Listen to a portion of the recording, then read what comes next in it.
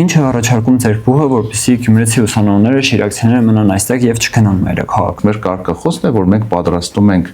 մասնագետներ եւ ոչ շրջանավարներ։ Արդյոք ուսանողը, որը աշխատում է նաեւ, հնարավոր է կարողանա ձեր մոտ համատեղել եւ կրթությունը եւ աշխատանքը եւ որքանով է սա վնասում ուսանողին կամ հակառակը օգնում։ Հետազոտությունները ցույց տվեց, որ աշխատող ուսանողների մոտ գնահատականի միջինում 30%-ի անկում է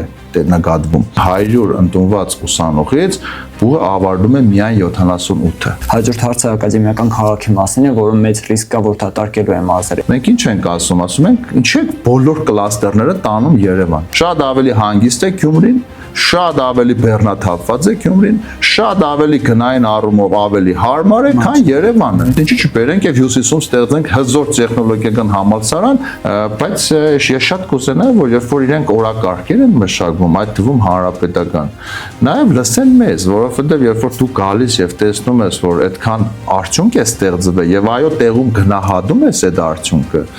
այդ արդյունքը գնահատելուց զատ դու պետք է նաև գնահատես այդ արդյունքը ստեղծողին։ Թվում է թե սա գոհացնող պատկեր պետք է լինի պետության կողմից, բայց այսինքն կառավարության կողմից դրական արձագանք այս մասով չկա։ Մեր կարծիքը այսօր որևէ լուրջ քննարկման ժամանակ հաշվի չի առնվել։ Ակադեմիական քաղաքի մասին ամենաշատը մենք լսում ենք շենքային պայմանների քննարկում։ Որովհետև շենքային պայմանները ինքը ամենաչերևացող եւ մութ անդառն է։